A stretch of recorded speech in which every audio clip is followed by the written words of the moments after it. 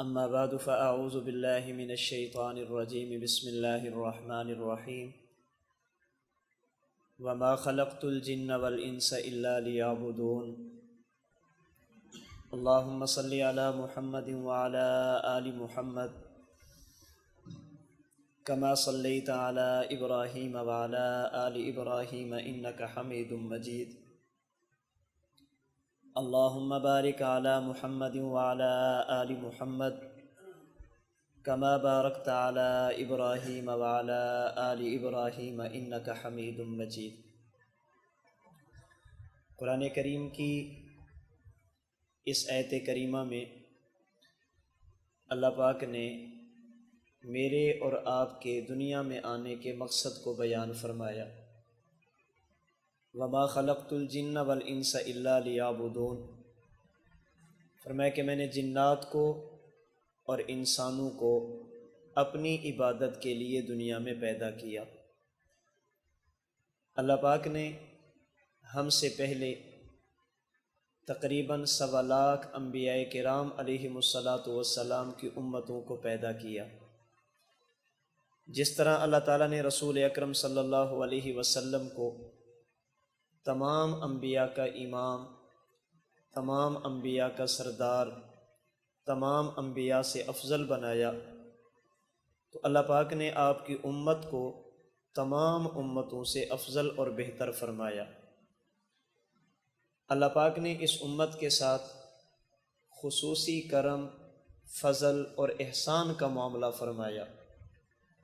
قرآن کریم کی متعدد آیات رحمت دو عالم صلی اللہ علیہ وسلم کے متعدد فرامین سے یہ مضمون معلوم ہوتا ہے کہ اللہ پاک نے اس امت کے ساتھ خصوصی کرم، فضل اور احسان کا معاملہ فرمایا۔ چنانچہ اللہ پاک نے اس امت کو پہلی امتوں کے مقابلہ میں دنیا کی عمر بہت تھوڑی عطا فرمائی ہے۔ ہماری عمر پہلی امتوں کے عمروں کے مقابلے میں بہت کم ہے۔ گزشتہ امتوں کی دنیاوی عمریں 500 سال، 1000 سال، 2000 سال تک چلتی تھی۔ رسول اللہ صلی اللہ علیہ وسلم کی امت کی عمر ان کے مقابلہ میں بہت کم ہے۔ جب ہماری عمر تھوڑی ہے، ہماری عبادت بھی تھوڑی ہوگی، ہماری عمر کم ہے، اعمال بھی کم ہوں گے۔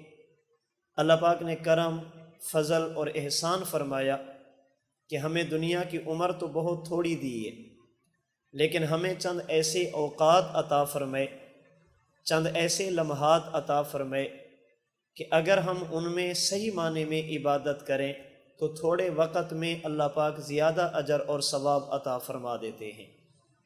تھوڑے سے وقت میں تھوڑی عبادت پر اللہ اجر بے شمار دیتے ہیں۔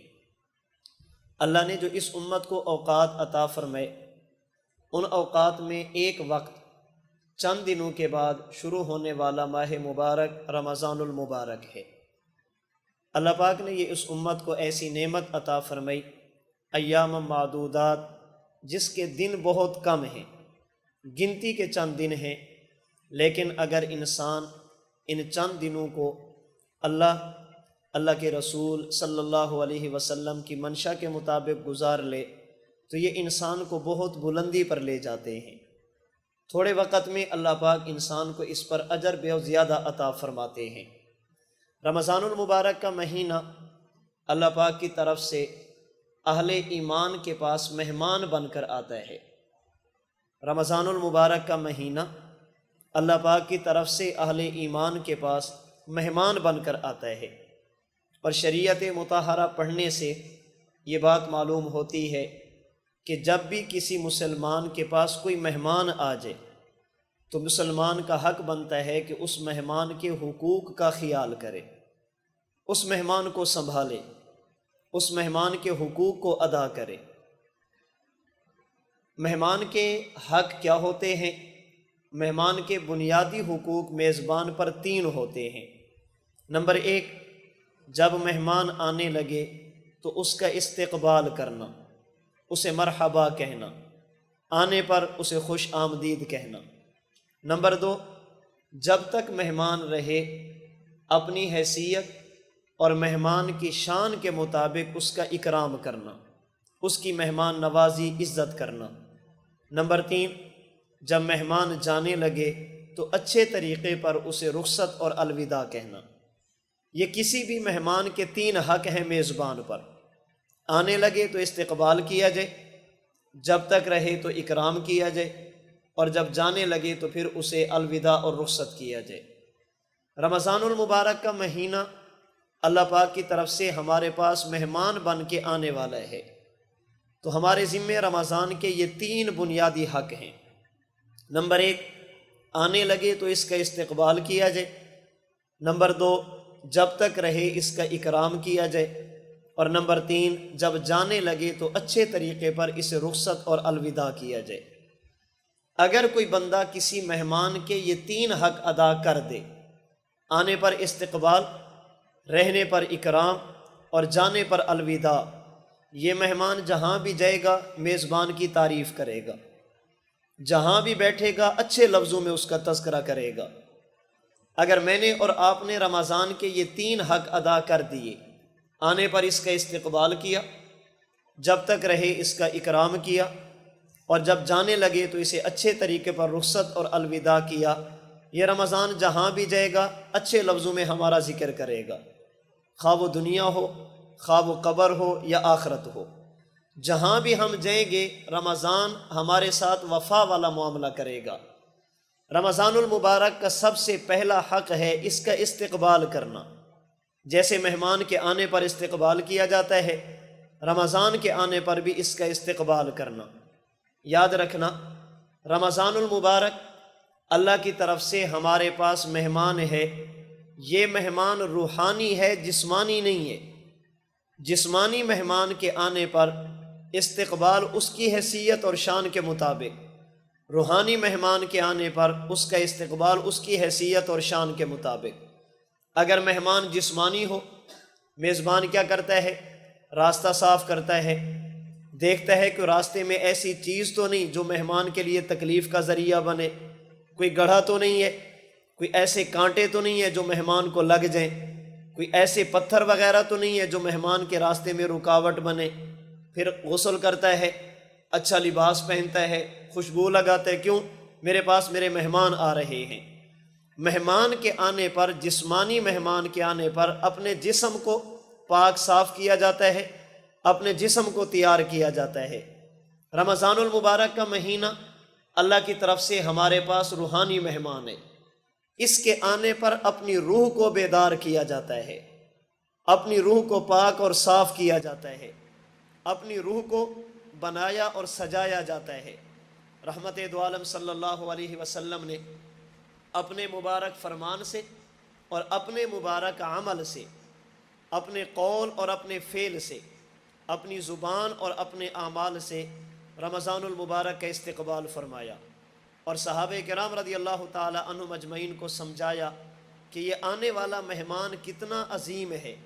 جیسے ہمارے پاس کوئی مہمان آنے لگے، ہم گھر کے بچوں کو سمجھاتے ہیں کہ بیٹا آنے والا مہمان بہت عمدہ ہے، اس کے ساتھ یوں پیش آنا ہے، یوں پیش آنا ہے، یوں پیش آنا ہے، آنے سے پہلے سمجھاتے ہیں، اور جب مہمان آ جائے تو پھر عملی طور پر بچوں کو کر کے دکھاتے ہیں کہ استقبال کیسے کیا جاتا ہے۔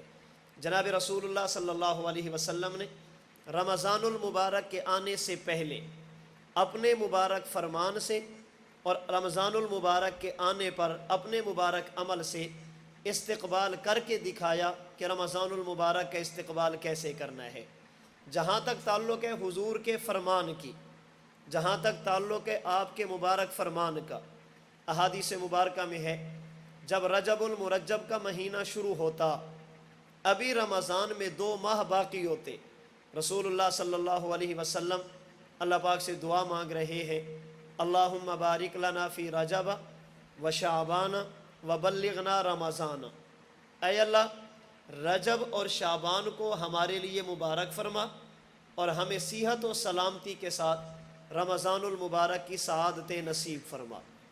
آپ رمضان المبارک کی تیاری 2 مہینے پہلے فرما رہے ہیں، رمضان المبارک کے آنے کی دعائیں 2 مہینے پہلے فرما رہے ہیں۔ پھر جوں جوں وقت گزرتا جاتا، حضور علیہ الصلوۃ والسلام صحابہ کرام رضی اللہ تعالی عنہم اجمعین کو آنے والے مہمان کی اہمیت بتاتے کہ رمضان کیا ہے۔ کبھی آپ فرما رہے ہیں کہ آنے والا مہمان ایسا ہے، جو ہی یہ آئے گا اللہ پاک جنت کے سارے دروازے کھول دیں گے، کسی ایک دروازے کو بھی بند نہیں رکھا جائے گا۔ جب یہ مہمان آئے گا اللہ پاک جہنم کے سارے دروازے بند کر دیں گے، کسی ایک دروازے کو بھی کھلا نہیں چھوڑا جائے گا۔ اس کے آنے پر جنت کھلی جا رہی ہے اور اس کے آنے پر جہنم کو بند کیا جا رہا ہے، اور جب تک یہ مہمان رہے گا اللہ پاک شیاطین کو قید فرما دیتے ہیں۔ عبادت کے راستے میں رکاوٹ بننے والی سب سے بڑی چیز شیطان ہے۔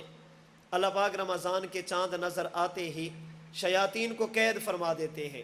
یہی وجہ ہے بہت سارے لوگ جو پورا سال مسجد میں نظر نہیں آتے، رمضان میں وہ بھی مسجد میں نظر آتے ہیں۔ عبادات میں اضافہ ہو جاتا ہے، مسلمانوں کی مسجد کی آبادی بڑھ جاتی ہے۔ کیوں؟ اس لیے کہ اب دشمن قید ہے۔ پھر بھی اگر کوئی بندہ رمضان المبارک کے مہینے میں عبادت نہ کر سکے تو پھر اس کی نفس کی شرارت، اس کی محرومی، بدقسمتی کہا جا سکتا ہے، جسے رسول اللہ صلی اللہ علیہ وسلم نے یوں فرمایا: بدبخت، بدقسمت اور محروم ہے وہ شخص جس کی زندگی میں رمضان کا مہینہ تو آئے لیکن وہ اللہ پاک سے اپنے گناہوں کی مغفرت اور بخشش نہ کرا سکے۔ پھر رسول اللہ صلی اللہ علیہ وسلم نے فرمایا جب رمضان المبارک قریب آتا ہے، شروع ہونے لگتا ہے، اللہ کی طرف سے فرشتہ آواز دیتا ہے: اے خیر کے طالب آگے بڑھ اور خیر کو کر گزر، شر کی طرف جانے والے ٹھہر جا، یہ مہینہ تو اللہ کی نافرمانی چھوڑ دے۔ حضور علیہ الصلوۃ والسلام رمضان کی اہمیت بتا رہے ہیں۔ کبھی آپ فرماتے کہ یہ آنے والا مہمان مہینہ ایسا ہے، اگر کوئی بندہ اس میں دن کا روزہ رکھے گا اللہ پاک اسے نعمتیں عطا فرمائیں گے۔ نعمتیں کیا ہیں؟ جو دعا مانگے گا اللہ قبول فرمائیں گے۔ اگر روزہ رکھنے کی وجہ سے اس کے منہ سے بدبو نکلے گی، وہ اللہ کے ہاں مشک اور عنبر سے زیادہ پاک، صاف اور عمدہ ہوگی، اللہ کے ہاں وہ زیادہ پسندیدہ ہوگی۔ اور رمضان المبارک کا روزہ رکھنے والا ایسا ہوگا کہ سمندر کی تہ میں رہنے والی مچھلیاں، جانور اور پرندے اس کے حق میں استغفار کریں گے، اور روزانہ اس کے لیے جنت کو سجایا جائے گا۔ کبھی رسول اللہ صلی اللہ علیہ وسلم فرماتے ہیں: الصوم جنۃ، یہ آنے والا مہمان مہینہ ایسا ہے جو تمہارے لیے ڈھال کی طرح ہے، اگر تم اس ڈھال کو اپنے آپ پر لپیٹ لوگے ہر قسم کے شر سے، فتنے سے، آنے والی مصیبتوں سے محفوظ ہو جاؤ گے۔ کبھی حضور علیہ الصلوۃ والسلام فرما رہے ہیں رمضان المبارک کا روزہ رکھو گے اللہ تمہاری زندگی کے گزشتہ گناہوں کو معاف فرما دیں گے۔ کبھی آپ فرما رہے ہیں اگر رات کی تراویح پڑھو گے اللہ پاک تمہاری زندگی کے گزشتہ گناہوں کو معاف فرما دیں گے۔ کبھی آپ فرما رہے ہیں یہ مہینہ ایسا ہے اگر کوئی بندہ اس سے پہلے 11 مہینوں میں نفل پڑھے اللہ پاک نفل کا اجر دیں گے، اگر کوئی فرض ادا کرے اللہ پاک فرض کا اجر دیں گے۔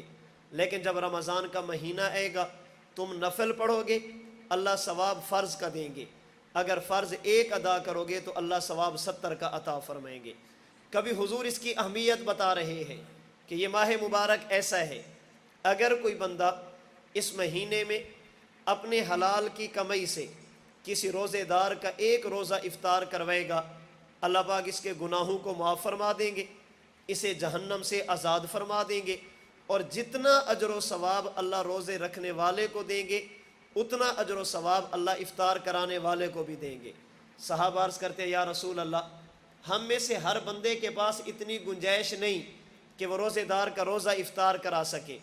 آپ نے فرمایا اس کا مطلب یہ نہیں کسی کو پیٹ بھر کے کھلا دو، پیٹ بھر کے پلا دو، اگر تمہارے پاس اتنی گنجائش ہے کہ کسی کو کھجور کا ایک دانہ دے سکتے ہو، پانی کا ایک گھونٹ دے سکتے ہو، لسی کا ایک گھونٹ دے سکتے ہو، اپنی حیثیت کے مطابق ایک کھجور، پانی کا ایک گھونٹ، دودھ کا ایک قطرہ تم دو گے اللہ پاک جو 3 اجر اور ثواب، گناہوں کی بخشش، جہنم سے آزادی اور مکمل روزے کا اجر جیسے مالداروں کو عطا فرمائیں گے اللہ پاک تم غرباء کو بھی مکمل اجر و ثواب عطا فرما دیں گے۔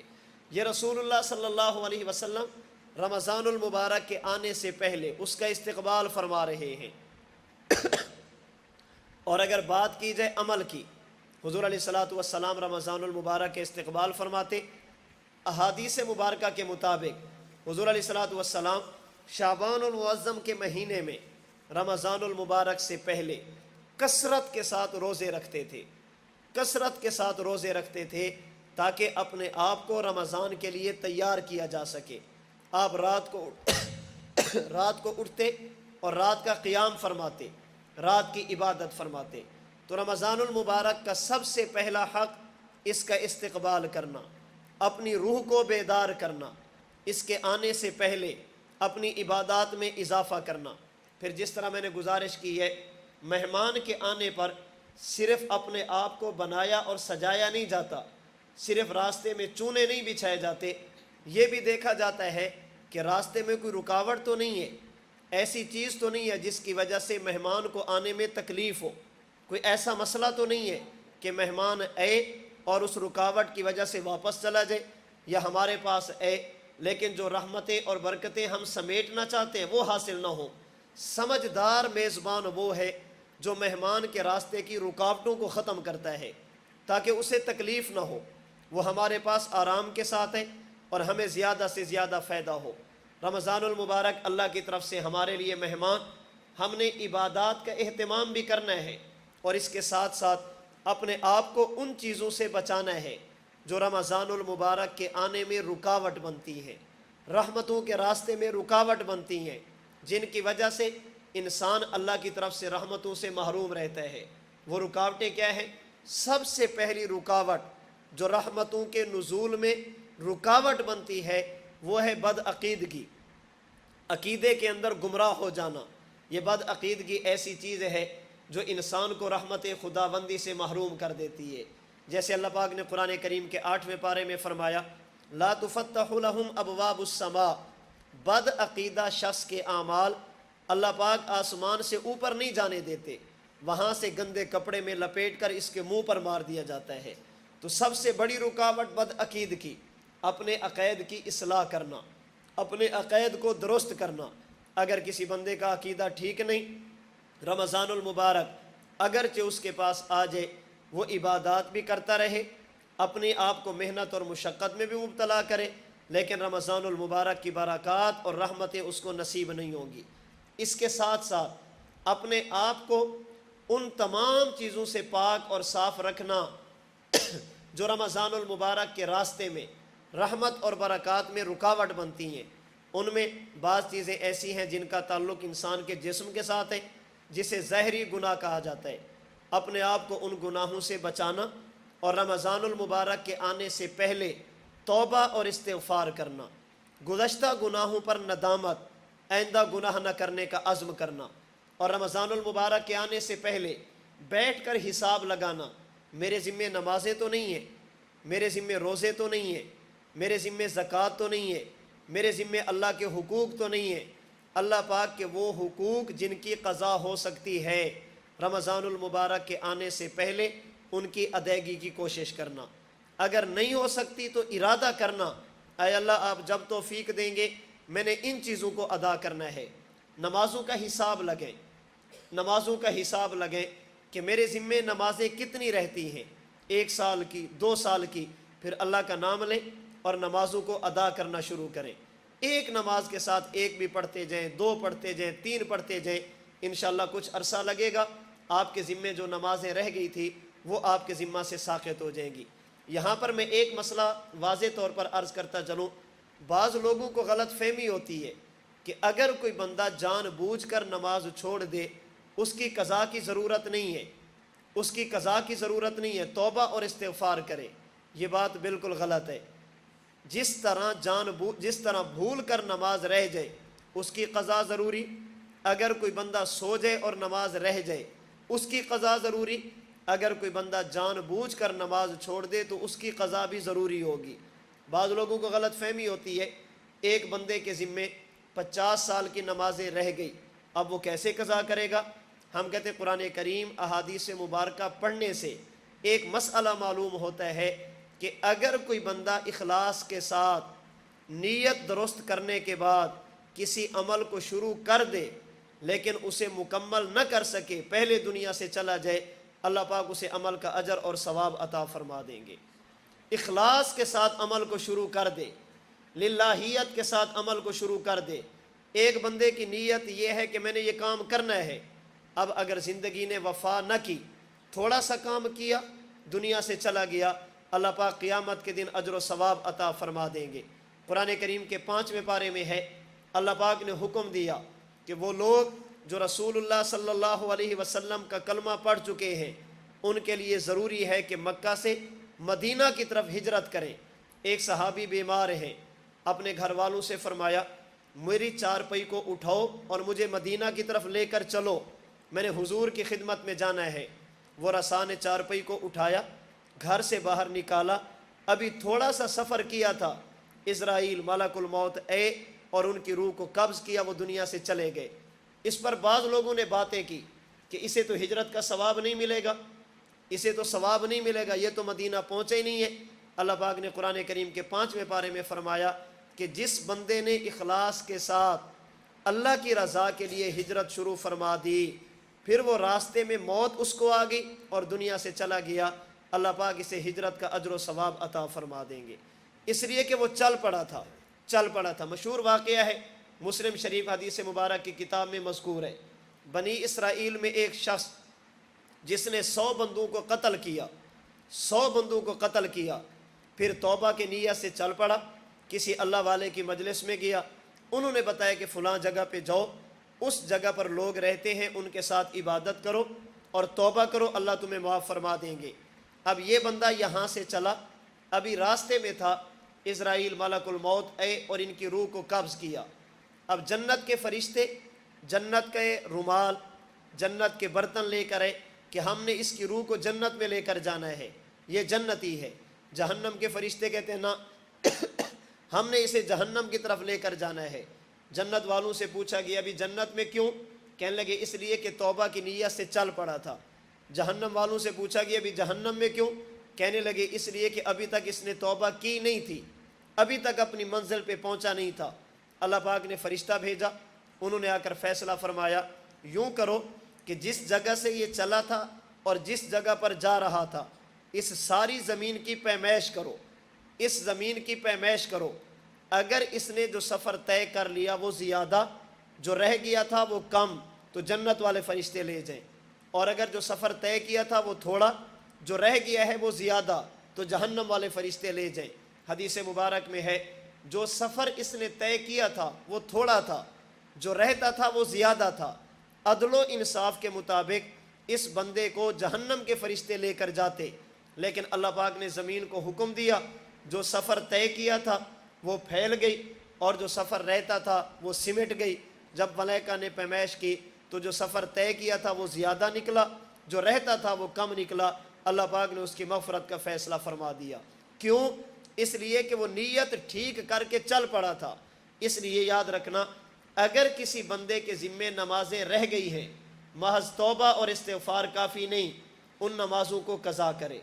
اگر روزے رہ گئے ہیں، محض توبہ اور استغفار کافی نہیں، ان روزوں کی قضا کرے۔ اگر زکوٰۃ رہ گئی ہے، یہ محض توبہ اور استغفار کافی نہیں، زکوٰۃ کو ادا کرے۔ اسی طرح حقوق العباد ہیں، بندوں کے حقوق ہیں، ان کی ادائیگی کی فکر کرے، اپنی روح کو ان تمام گناہوں سے بچائے جو اللہ کی رحمت کے راستے میں رکاوٹ بنتی ہیں، ان میں کینہ، بغض، حسد، آپس کی نفرت، مسلمانوں کے بارے میں غلط خیالات، ان چیزوں سے اپنے آپ کو بچانا۔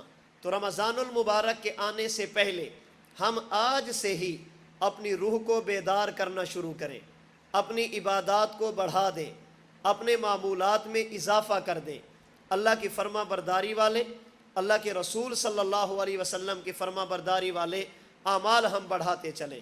یہ رمضان المبارک کا سب سے پہلا حق ہے، آنے پر اس کا استقبال کرنا۔ رحمت دو عالم صلی اللہ علیہ وسلم نے اپنے مبارک قول سے، اپنے مبارک فعل سے، اپنی مبارک زبان سے اور اپنے مبارک عمل سے رمضان المبارک کا استقبال فرمایا۔ کسی بھی مہمان کا دوسرا حق، جب تک مہمان رہے اس کا اکرام کرنا، جب تک مہمان رہے اس کی تعظیم کرنا، جب تک مہمان رہے اس کی عزت کا خیال کرنا۔ رمضان المبارک اللہ کی طرف سے ہمارے پاس مہمان، اور مہمان ہے روحانی، ہمارا حق بنتا ہے جب تک رمضان رہے ہم اس کا اکرام کریں۔ اور رمضان المبارک کا اکرام وہ عبادات ہے، رمضان المبارک کا اکرام عبادات ہے۔ رمضان المبارک جو چیزیں چاہتا ہے وہ عبادات ہیں، اس لیے ہم رمضان المبارک کے مہینے میں عبادات کا اہتمام کریں۔ دیکھیں، ہم نے صبح سحری کے لیے اٹھنا ہے، ہم نے سحری کھانی ہے، روزہ رکھنا ہے، کوشش کریں 10 منٹ 15 منٹ 20 منٹ پہلے اٹھ جائیں، 2 4 6 8 رکعتیں نماز تہجد ادا کریں، نماز تہجد کی ادائیگی کی فکر کریں، کوشش کریں۔ اگر میں اور آپ رمضان المبارک کے مہینے میں بھی نماز تہجد نہ پڑھ سکیں، پھر ہمیں بیٹھ کر سوچنا چاہیے کہیں اللہ پاک ہم سے ناراض تو نہیں ہے۔ اٹھ بھی رہے ہیں، کھانا بھی کھا رہے ہیں، لیکن 2 رکعت پڑھنے کی توفیق نہیں مل رہی۔ ابھی کچھ دن پہلے حضرت استاد محترم ہمارے پیر و مرشد متکلم اسلام مولانا محمد الیاس گمن صاحب دامت برکاتہم العالیہ ہمیں یہی باتیں فرما رہے تھے کہ بیٹا دیکھو، رمضان المبارک کا مہینہ قریب ہے، اس میں عبادات کرو، قرآن کریم کی تلاوت کرو، ذکر اذکار کرو، توبہ استغفار کرو۔ یہ مہینہ اپنے آپ کو تھکانے کا ہے، یہ مہینہ عبادت کا ہے، زیادہ سے زیادہ عبادت کرو۔ پھر فرمانے لگے کہ رمضان المبارک کا مہینہ ہو، یہ گزر جائے اور ہمیں قرآن کریم کی تلاوت کی توفیق نہ ملے، ذکر اذکار کی توفیق نہ ملے، پھر بیٹھ کر بندے کو رونا چاہیے، اللہ مجھ سے ناراض ہے، اللہ رمضان میں بھی قرآن کی تلاوت کی توفیق نہیں دے رہے۔ اس پر بندہ یہ نہ کہے کہ میرا کمال ہے میں نہیں کر رہا، اس پر بندے کو سوچنا چاہیے کہ یہ اللہ پاک کی ناراضگی ہے، اللہ پاک مجھ سے ناراض ہے جو اللہ پاک اس مہینے میں بھی مجھے عبادت کی توفیق نہیں دے رہے۔ مشہور واقعہ شاید آپ نے سنا ہو کہ ایک باندی تھی، اس کے بارے میں مشہور تھا کہ یہ پاگل ہے، بے وقوف ہے، کوئی بندہ اس کو خریدتا نہیں تھا۔ ایک اللہ والا گیا، وہ خرید کر لے آیا کہ چلے میری کچھ نہ کچھ خدمت کرے گی۔ جب رات ہوئی تو اللہ والا وہ سو گئے بزرگ، باندی نے مصلی بچھایا، جے نماز بچھی اور عبادت شروع کر دی۔ عبادت کرنے کے بعد اس باندی نے اللہ سے ایک دعا کی، اے اللہ تجھے واسطہ اس محبت کا جو آپ مجھ سے فرماتے ہیں، اللہ میرے گناہوں کو معاف کر دے۔ اے اللہ تجھے واسطہ اس محبت کا جو آپ مجھ سے فرماتے ہیں، میرے گناہوں کو معاف کر دے۔ اللہ والے نے سنا تو اسے ڈانٹا، کہا دعا یوں نہیں کرتے، دعا یوں کرتے ہیں، اے اللہ جو میں آپ سے محبت کرتی ہوں نا، اس محبت کے واسطے سے مجھے معاف کر دے۔ تو کہہ رہی ہے اللہ جو آپ مجھ سے محبت کرتے ہیں اس کے واسطے سے مجھے معاف کر دے، تیرے پاس کیا گارنٹی ہے؟ تجھے کیسے پتہ چلا کہ اللہ تجھ سے پیار کرتے ہیں؟ اس باندی نے عجیب جواب دیا، فرمانے لگی میرے آقا، میرے مولا، اگر میرا اللہ مجھ سے محبت نہ کرتا آپ کو سلا کر کبھی مجھے سجدہ کرنے کی توفیق نہ دیتا۔ اللہ کا سجدے کی توفیق دینا اس بات کی دلیل ہے کہ اللہ مجھ سے پیار کرتے ہیں۔ اگر مجھ سے محبت نہ ہوتی رات کے اس پہر میں اللہ مجھے سجدے کی توفیق نہ دیتے۔ تو رمضان المبارک کے مہینے میں نماز تہجد کی فکر کریں، نماز تہجد کا اہتمام کریں۔ قرآن کریم میں ہے ان ناشئۃ اللیل ہی اشد وطئا واقوم قیلا۔ نماز تہجد ایک ایسی نماز ہے جس کی وجہ سے انسان اپنی خواہشات پر کنٹرول کر سکتا ہے، خواہشات اس کی وجہ سے دب جاتی ہیں، اور یہ وقت ایسا ہوتا ہے جس میں انسان اللہ سے راز و نیاز کی باتیں کر سکتا ہے، راز و نیاز کی باتیں کر سکتا ہے۔ اور حدیث مبارک میں ہے آپ علیہ الصلوۃ والسلام نے فرمایا جو لوگ نماز تہجد ادا کرتے ہیں اور بھی اعمال ہیں، ان میں سے ایک عمل نماز تہجد، فرمایا قیامت کا دن ہوگا اللہ انہیں جنت میں ایسے محل عطا فرمائیں گے، اگر وہ باہر ہوں گے اندر کی چیزیں نظر آئیں گی، اور اگر محل کے اندر جائیں گے تو اللہ باہر کی چیزیں بھی ان کو دکھا دیں گے۔ نماز تہجد کا اہتمام کریں، سحری کھائیں، اس کے بعد نماز فجر کی ادائیگی کی کوشش کریں، با جماعت نماز فجر ادا کریں۔ 10-15 منٹ بچانے کے لیے جلدی جلدی نماز پڑھ کر سو نہ جائیں، مسجد میں سنتیں ادا کریں، ذکر اذکار کریں، قرآن کریم کی تلاوت کریں، فجر کی نماز جماعت کے ساتھ تکبیر اولیٰ کے ساتھ ادا کریں۔ رمضان المبارک کے مہینے میں عموماً ہم نماز فجر اور نماز مغرب میں غفلت کرتے ہیں۔ ہماری فجر سحری کی وجہ سے چلی جاتی ہے اور ہماری مغرب یہ افطاری کی وجہ سے چلی جاتی ہے۔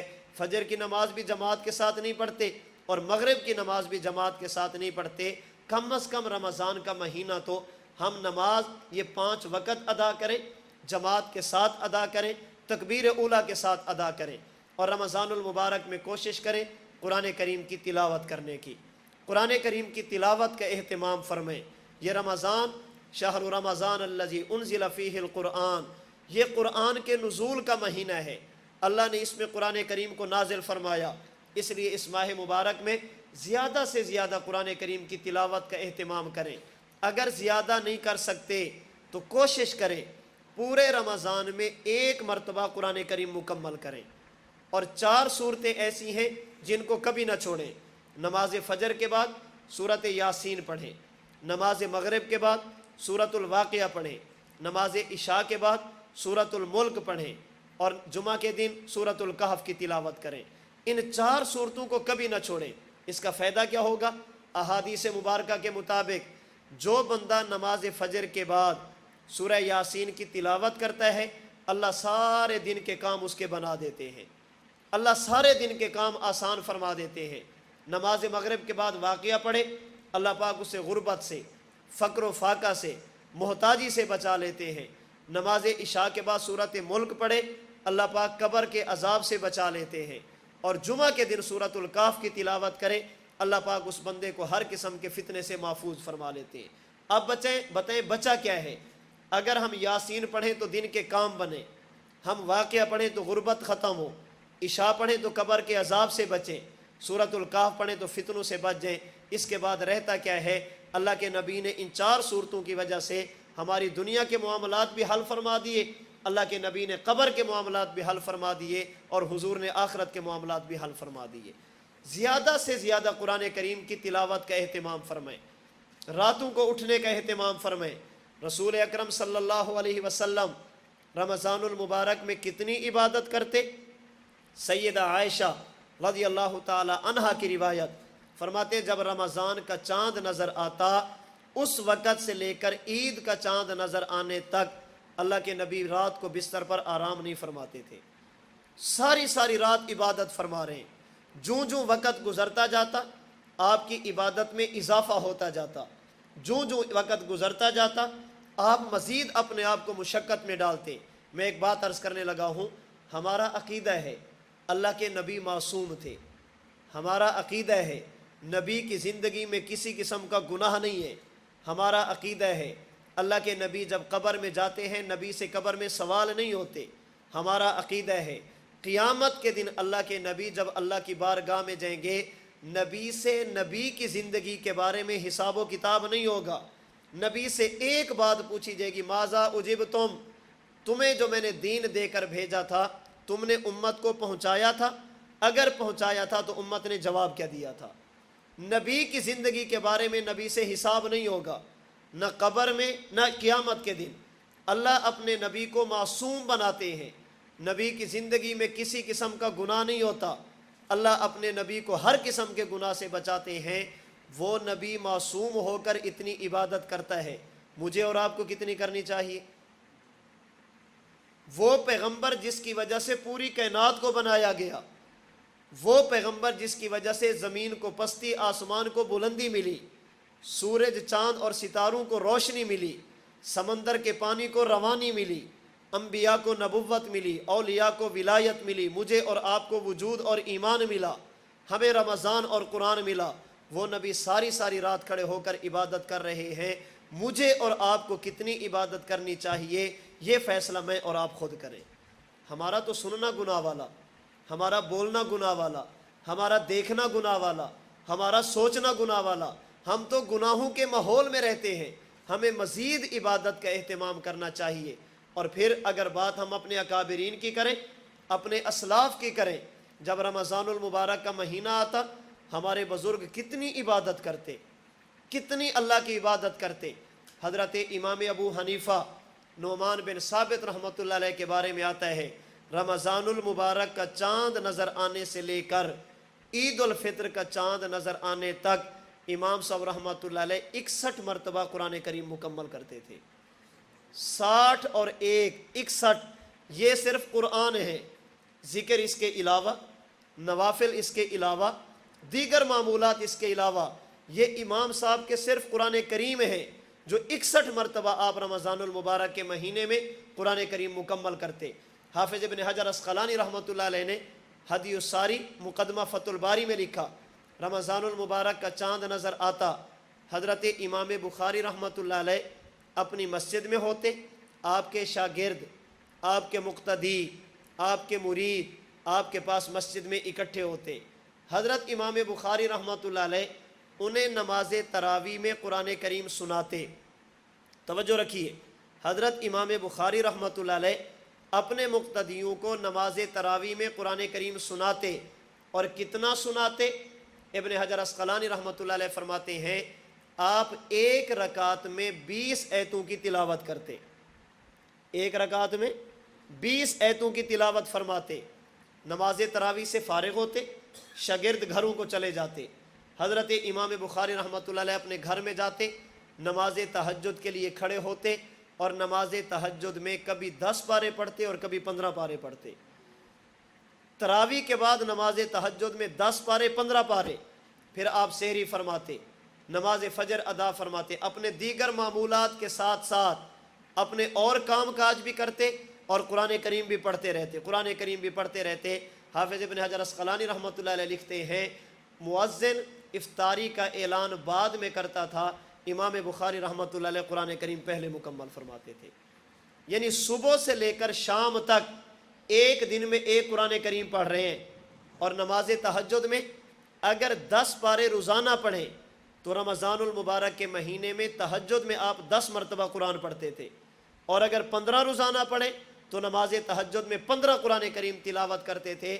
آپ 10 لگا لیں، امام بخاری نماز تہجد میں اور اس کے بعد دن کے وقت رمضان کے مہینے میں 40 مرتبہ قرآن کریم مکمل فرماتے، اور نماز تراویح میں کتنا پڑھتے؟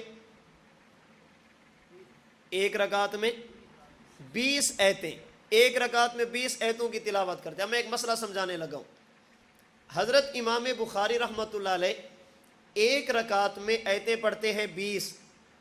اگر امام بخاری کی آپ رکعتیں لگیں 8 کہ وہ 8 رکعت پڑھتے تھے، ایک رکعت میں 20 آیتیں، تو 8 رکعتوں میں یہ آیتیں بنے گی 160۔ ایک رات کی تراویح کی آیتیں اگر 8 پڑھیں تو یہ 160 آیتیں بنتی ہیں۔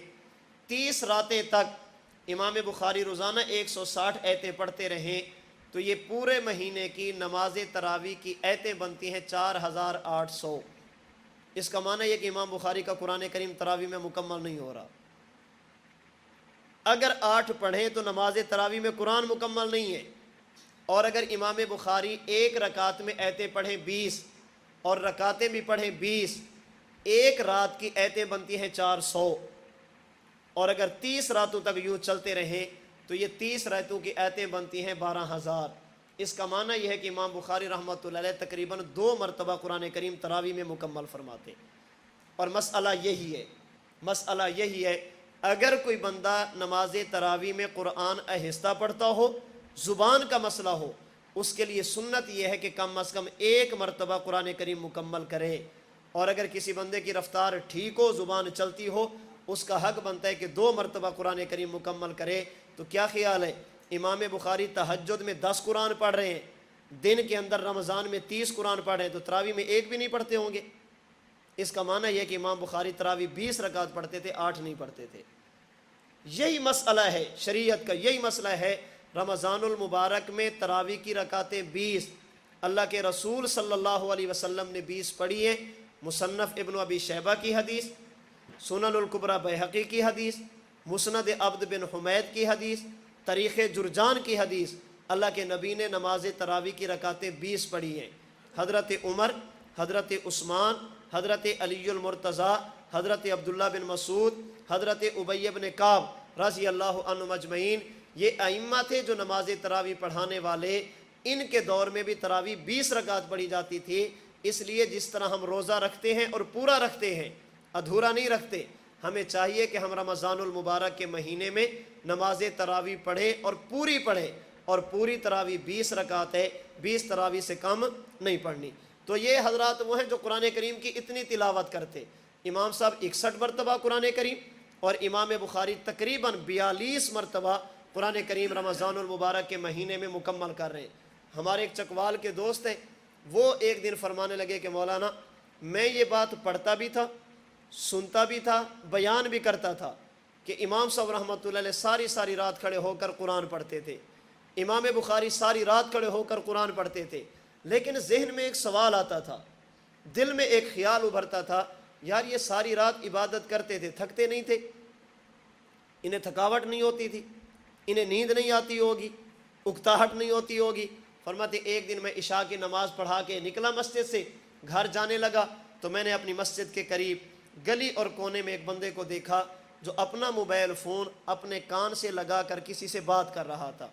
میں گھر چلا گیا، فجر کی نماز پڑھانے کے لیے میں مسجد آنے لگا تو میں نے دیکھا وہی جگہ، وہی نوجوان اسی حالت میں موبائل فون کان پہ کسی سے بات کر رہے۔ میں رک گیا، میں نے سلام کیا، میں نے کہا بیٹا کون ہو؟ انہوں نے بتایا کہ مولانا صاحب یہ جو فلاں بندہ ہے نا میں اس کا بیٹا ہوں۔ میں نے کہا رات جب میں گیا تھا تو آپ تھے؟ جی میں تھا۔ ابھی دوبارہ آئے ہو یا اسی وقت کے بیٹھے ہو؟ انہوں نے کہا نہیں مولانا صاحب میں اسی وقت کا بیٹھا ہوں۔ میں نے کہا بیٹا ساری رات گزر گئی، تم تھکے نہیں؟ کہنے لگے کہ آج کافی عرصے بعد میرے دوست کا فون آیا ہے، اور مولانا صاحب آپ کو تو پتہ ہے جب دوست مل جائیں تو تھکاوٹیں ختم ہو جاتی ہیں، جب دوست سے رابطہ ہو جائے پھر تھکاوٹیں اور نیندیں ختم ہو جاتی ہیں۔ فرماتے میرے دل نے اس بات کو قبول کیا، مجھے بات سمجھ آ گئی، آج کا نوجوان اگر ساری رات اس موبائل کو استعمال کرے اسے تھکاوٹ کا احساس نہیں ہوتا۔ امام ابو حنیفہ ساری رات قرآن پڑھتے تھے تو انہیں بھی تھکاوٹ کا احساس نہیں ہوتا تھا۔ کیوں؟ اس لیے کہ ہمیں یہ محبوب، انہیں قرآن محبوب، ہم نے اسے دوست بنایا، انہوں نے اللہ کو دوست بنایا۔ اور مسئلہ یہ ہے، اصول یہ ہے، جب پسند کی چیزیں مل جائے نا پھر باتیں کرنے کا دل کرتا ہے، جب محبوب مل جائے پھر تھکاوٹیں ختم ہو جاتی ہیں۔ انہوں نے محبوب بنایا قرآن کو، محبوب بنایا اللہ کو، محبوب بنایا اللہ کے نبی کو، ساری رات کھڑے ہیں، عشاء کے وضو سے فجر کی نماز پڑھ رہے ہیں۔ آج یہ لوگوں کو کیوں سمجھ نہیں آ رہی؟ ہم جس ماحول میں رہتے ہیں یہ گناہ کا ماحول ہے، فحاشی کا ماحول ہے، عریانی کا ماحول ہے۔ ہمیں یہ تو سمجھ آئے گا، کسی کا نفل پڑھنا سمجھ نہیں آئے گا، یہ تو سمجھ آئے گا، تلاوت کرنا سمجھ نہیں آئے گا۔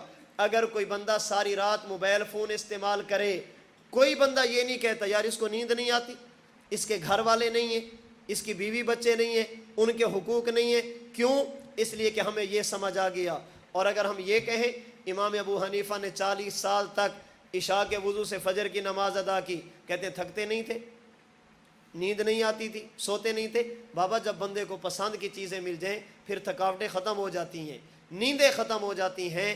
امام صاحب رحمۃ اللہ علیہ کو قرآن سے پیار، امام بخاری کو قرآن سے پیار، اللہ اور اللہ کے رسول سے پیار تھا۔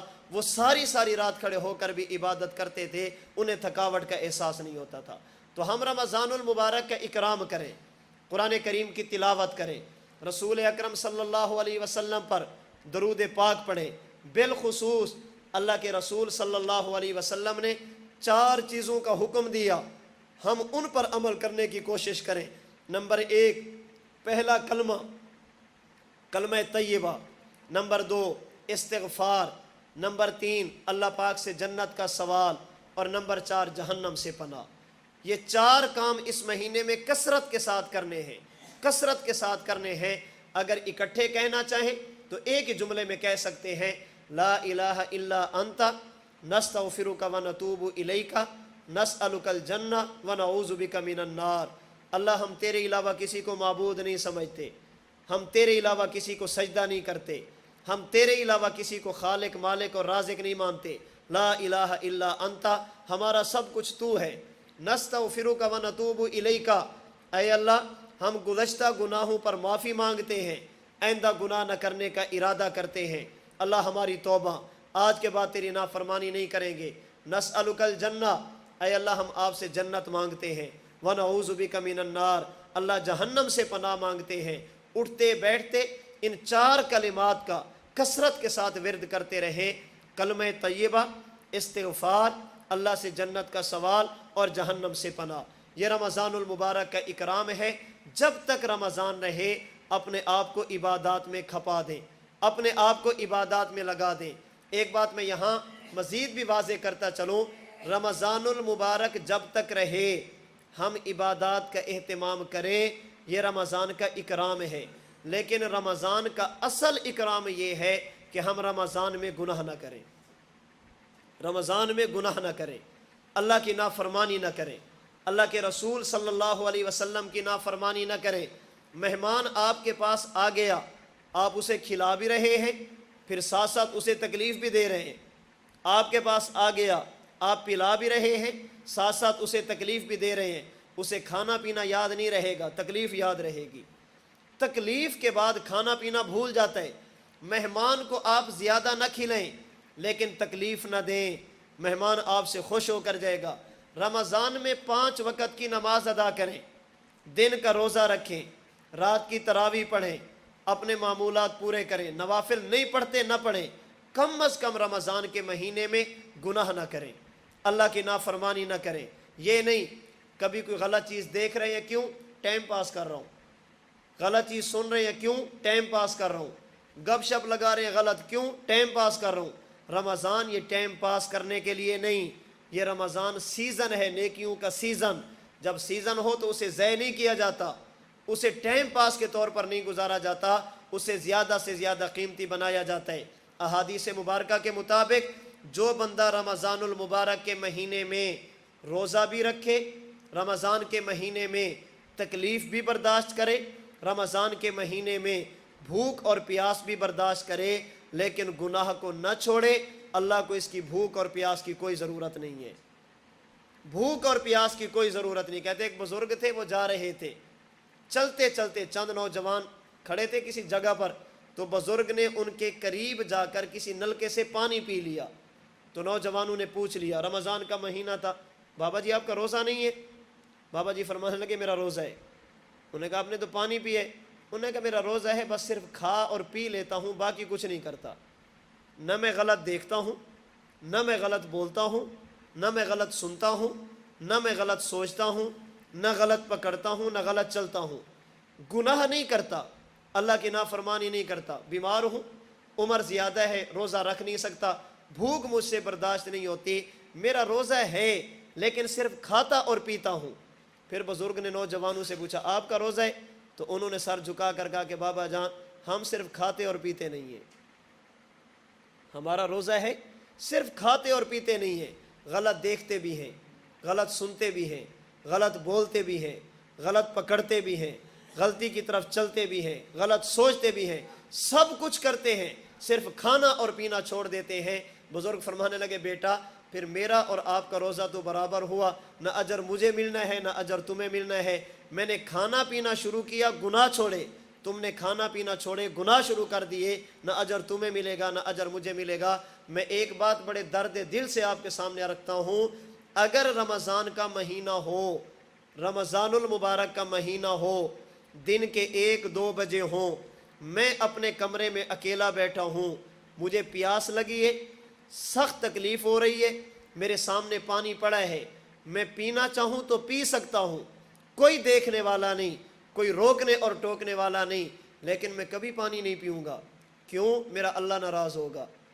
کبھی پانی نہیں پیوں گا، کیوں؟ میرا روزہ۔ جب میں اللہ کے ڈر کی وجہ سے، اللہ پاک کے حکم کی وجہ سے پانی نہیں پی رہا، تو اللہ پاک کے حکم کی وجہ سے غلط دیکھنا کیوں نہیں چھوڑ رہا؟ اور یہ کھانا پینا حلال ہے، حرام نہیں ہے۔ ہم نے اللہ کے فرمانے پر حرام کو چھوڑ دیا، حلال کو چھوڑ دیا، اللہ کے فرمانے پر حرام کو نہیں چھوڑ رہے، ٹائم پاس کر رہے ہیں جی، کبھی کسی کو دیکھ رہے ہیں، کبھی کسی کو دیکھ رہے ہیں۔ رمضان المبارک کے مہینے میں اپنے آپ کو بچائیے ٹی وی سے، اپنے آپ کو بچائیے ان لوگوں سے جو آپ کے دین کو خراب کریں۔ ہمارے ہاں رمضان ٹرانسمیشن کے نام سے کون سی فحاشی نہیں پھیلائی جاتی، جو لوگ پورا سال فحاشی اور عریانی کے درس دیتے ہیں، رمضان میں آ کر ہمیں دین سکھاتے ہیں، ہم بھی بیٹھ کر ان کو سن رہے ہیں۔ ہر بندے کو نہیں سنا جاتا، ہر بندے کو نہیں دیکھا جاتا۔ علماء حق سے اپنے تعلق کو مضبوط رکھے، رمضان کو گزارے نہیں، رمضان کو بنائے۔ رمضان کا اصل مزاج یہ ہے انسان گناہ نہ کرے، اللہ کی نافرمانی نہ کرے۔ میں اور آپ فیصلہ کریں، کچھ بھی ہو جائے ہم رمضان میں اللہ کی نافرمانی نہیں کریں گے۔ اللہ کی نافرمانی کی زندگی بھی کوئی زندگی ہوتی ہے؟ بندہ اللہ کو ناراض کر کے جیے، یہ بھی کوئی جینا ہے؟ حضرت جگر مراد آبادی رحمۃ اللہ علیہ بر صغیر کے بہت بڑے شاعر گزرے ہیں، یہ شرابی بھی تھے اور شاعر بھی بلا کے تھے۔ اللہ پاک نے توبہ کی توفیق دی۔ حکیم الامت حضرت تھانوی کے ہاتھ پر بیعت کی، حضرت تھانوی نے فرمایا گناہ چھوڑ دو، فرمایا وعدہ رہا گناہ چھوڑ دوں گا۔ داڑھی بھی رکھی، توبہ استغفار بھی کیا، اللہ پاک نے انہیں حج بیت اللہ کی توفیق بھی عطا فرمائی۔ جب انہوں نے توبہ کی، شراب پیتے تھے، گناہ کرتے تھے، توبہ کے بعد انہوں نے شراب چھوڑ دی۔ جب شراب چھوڑی تو بیمار ہو گئے۔ جگر مراد آبادی کا علاج کرنے کے لیے ڈاکٹر، طبیب، معالج اور حکیم ہے، انہوں نے نبض کو چیک کیا، کہنے لگے جگر اچانک اگر شراب چھوڑو گے تو مر جاؤ گے، شراب تمہاری رگ رگ میں بس چکی ہے، اچانک یکدم نہ چھوڑو، تھوڑی تھوڑی کر کے چھوڑو، پہلے زیادہ پیتے تھے اب تھوڑی پی لو، تھوڑی تھوڑی کر کے چھوڑتے رہو، اگر یکدم چھوڑو گے تو مر جاؤ گے۔ جگر مراد آبادی نے پوچھا اگر میں شراب پیوں تو کتنا عرصہ زندہ رہوں گا؟ انہوں نے کہا آپ کی نبض بتاتی ہے، آپ کا جگر اور معدہ بتاتا ہے، آپ کے اندر کے احوال بتاتے ہیں 5 سال 7 سال 10 سال تک زندہ رہو گے۔ جگر مراد آبادی نے جملہ کہا، اس جملے کو دلوں کی تختیوں پر نوٹ کیجئے۔ فرمانے لگے کہ میں 10 سال تک اللہ کو ناراض کر کے جیوں، اس سے بہتر ہے کہ اللہ کو راضی کروں اور ابھی مر جاؤں، ابھی مر جاؤں، اللہ کو ناراض کر کے 10 سال تک جیوں، یہ زندگی ہے؟ 10 سال تک شراب پی کر جیتا رہوں، یہ زندگی ہے؟ اس سے بہتر ہے کہ ابھی شراب چھوڑوں، ابھی اللہ کو راضی کروں اور مر جاؤں۔ اللہ نے کرم کیا کیا؟ جگر مراد آبادی نے اللہ کے حکم پر حرام کو چھوڑا، اللہ پاک نے انہیں حلال کی نعمتیں عطا فرما دی۔ اگر ڈاکٹروں نے کہا تھا نا مر جائے گا، 5 سال سے زیادہ نہیں رہے گا، اللہ نے 10 سال کی زندگی عطا فرمائی۔ میں اور آپ بھی اللہ سے دعا کریں، اللہ ہم آپ کے فرمانے پر حرام چھوڑ رہے ہیں، اللہ ہمیں حلال کی نعمتیں عطا فرما دے، حلال کی خوشیاں عطا فرما دے۔ تو میں عرض کر رہا تھا کہ رمضان المبارک ہمارے پاس اللہ کا مہمان، مہمان کا دوسرا حق جب تک رہے اس کا اکرام کرنا۔ رمضان کے اکرام میں 2 چیزیں ہیں، عبادت کرنا اور گناہ سے بچنا۔ عبادت کرنا، گناہ سے بچنا، اللہ کی فرما برداری کرنا اور نافرمانی سے بچنا، یہ رمضان المبارک کا اکرام ہے۔ کسی بھی مہمان کا تیسرا حق جب وہ جانے لگے اسے اچھے طریقے پر رخصت کرنا، الوداع کہنا۔ جب رمضان 29-30 دن ہمارے پاس رہ کر جانے لگے، ہمارا حق بنتا ہے ہم رمضان کو الوداع کریں، رخصت کریں اور اچھے طریقے پر کریں۔ اس کے جانے پر نوافل کا اہتمام کریں۔ عید رات، چاند رات، عید الفطر کا چاند نظر آنے کے بعد ہماری عبادتیں ختم ہو جاتی ہیں، حالانکہ ہونا تو یہ چاہیے تھا کہ عبادت میں اضافہ ہوتا۔ حدیث مبارک کے مطابق جو بندہ چاند رات عبادت کرے گا، نمبر 1 اللہ پاک اس کی دعاؤں کو قبول فرمائیں گے، اس رات اللہ دعاؤں کو رد نہیں فرماتے۔ نمبر 2 اللہ پاک اس بندے کے دل کو فتنوں سے محفوظ فرمائیں گے، اللہ اس کے دل کو مردہ نہیں ہونے دیں گے۔ یہ چاند رات عبادت کی رات ہے، لیکن ہمارے ہاں ہوتا کیا ہے؟ پورا مہینہ عبادت کی، روزہ بھی رکھا، تراویح بھی پڑھی، قرآن کریم کی تلاوت بھی کی، اللہ نے توفیق دی تو اعتکاف میں بھی بیٹھ گئے۔ جو ہی چاند نظر آیا ہم سیدھا بازار میں، جو ہی چاند نظر آیا ہم شاپنگ کے لیے گئے، وہاں پر جا کر ساری رات بد نظری کر کے گناہوں کے ماحول میں رہ کے ہم پورے مہینے کی عبادت کو ضائع کر کے آ جاتے ہیں۔ کوشش کریں رمضان کا چاند نظر آنے سے پہلے اپنی شاپنگ کریں، اپنے کپڑے ضرورت ہے پہلے خرید لیں، جوتے ضرورت ہے پہلے خرید لیں، ضرورت کی چیزیں رمضان میں کم سے کم بازار جائیں، رمضان مسجد میں گزاریں، زیادہ سے زیادہ وقت مسجد کو دیں۔ عید والی رات عبادت کی بجائے بازار کی طرف جانا اور وہاں پر جا کر گناہ کے ماحول میں رہنا، یہ اپنی ساری عبادات کو ضائع کرنے والی بات ہے۔ اس رات عبادت کر کے رمضان کو اچھے طریقے پر رخصت کیا جائے۔ اگر میں نے اور آپ نے رمضان کے ان 3 حقوق کا خیال کیا، آنے پر استقبال کیا، اپنی روح کو بیدار کیا، عبادات کے لیے تیار کیا۔ نمبر 2 جب تک رمضان رہے ہم نے عبادات بھی کی، اپنے آپ کو گناہوں سے بھی بچایا۔ نمبر 3 جب یہ جانے لگے اچھے طریقے پر اسے رخصت کیا تو یہ رمضان جہاں بھی بیٹھے گا اچھے لفظوں میں ہمارا تذکرہ کرے گا، دوبارہ آنے کا دل کرے گا۔ اگر مہمان کا خیال کیا جائے نا تو مہمان کا دل کرتے دوبارہ جاؤں، یہ لوگ بہت اچھے ہیں۔ اگر میں نے اور آپ نے رمضان کے حقوق کو ادا کیا، یہ بار بار ہمارے پاس آئے گا۔ اللہ مجھے اور آپ کو بار بار یہ سعادتیں عطا فرمائیں گے۔ اور اگر مہمان کے حقوق کا خیال نہ کیا جائے، وہ کہتے ہیں چھوڑو یار ان کے پاس نہیں جانا، ان کو تو پتہ نہیں کہ مہمان کیا ہوتا ہے۔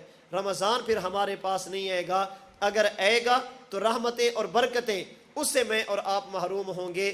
احادیث مبارکہ کے مطابق یہ رمضان جو بندہ اس کے ساتھ وفا کرے گا، اس کے یہ 3 حق ادا کرے گا، یہ روزے دار جب قبر میں پہنچے گا، عدالت منکر اور نکیر کی لگے گی، یہ ان کو اس روزے دار کے قریب نہیں آنے دے گا۔ یہ کہے کہ اس نے میرے ساتھ وفا کی تھی، اب قبر کے عذاب سے بچانے کی سفارش میں روزہ کروں گا۔ اور جب قیامت کا دن ہوگا، الصیام والقرآن یشفعان یوم القیامہ، فرمایا قیامت کا دن ہوگا، انسان اللہ کی عدالت میں جائے گا، جب والدین اولاد سے الگ، اولاد والدین سے الگ، ہر بندہ اپنے دوست کو چھوڑ رہا ہے، ایک بندہ دوسرے سے الگ ہو رہا ہے، نفسی نفسی کا عالم ہوگا۔ رمضان اور قرآن وہاں پر انسان کا ہاتھ پکڑ کر اللہ کی بارگاہ میں جا کر انسان کے حق میں سفارش کریں گے، اے اللہ آپ نے دنیا میں بھیجا تھا، انہوں نے ہمیں سینے سے لگایا تھا، ہمارا کوئی نہیں تھا، انہوں نے ہم سے وفا کی، آج ان کا کوئی نہیں، ہم ان کے ساتھ وفا کرتے ہیں۔ یہ 2 چیزیں انسان کے حق میں سفارش بھی کریں گی، اور اللہ پاک ان کی سفارش کی وجہ سے مسلمان کی مغفرت کا فیصلہ بھی فرمائیں گے۔ تو میں اور آپ رمضان المبارک کی تیاری کریں، آتے وقت اس کا استقبال، جب تک رہے اکرام، جب جانے لگے اسے رخصت اور الوداع کریں گے۔ یہ رمضان المبارک کے 3 بنیادی حق ہیں جو اللہ کی طرف سے ہمارے پاس مہمان بن کر آ رہا ہے۔ اللہ پاک سے دعا ہے اللہ پاک مجھے اور آپ کو ایمان کے ساتھ، صحت کے ساتھ، سلامتی کے ساتھ، عافیت کے ساتھ رمضان المبارک کی سعادتیں نصیب فرمائیں۔ رمضان المبارک جس مقصد کے لیے آ رہا ہے، اللہ پاک مجھے اور آپ کو اس مقصد کو پورا کرنے کی توفیق عطا فرمائے۔ اللہ پاک رمضان کے مہینے کو تقوی کے ساتھ گزارنے کی توفیق عطا فرمائے۔ اللہ پاک مکمل روزہ، مکمل تراویح، مکمل قرآن کریم پڑھنے کی، سننے کی اللہ پاک توفیق عطا فرمائے۔ اللہ پاک اس ماہ مبارک کو میری اور آپ کی بخشش کا ذریعہ بنائے، مغفرت کا ذریعہ بنائے۔ اللہ پاک اس ماہ مبارک کو ہماری نجات کا ذریعہ بنائے۔ اللہ پاک ان باتوں پر مجھے، آپ کو، امت مسلمہ کو عمل کرنے کی توفیق عطا فرمائے۔ وآخر دعوانا ان الحمد للہ رب العالمین۔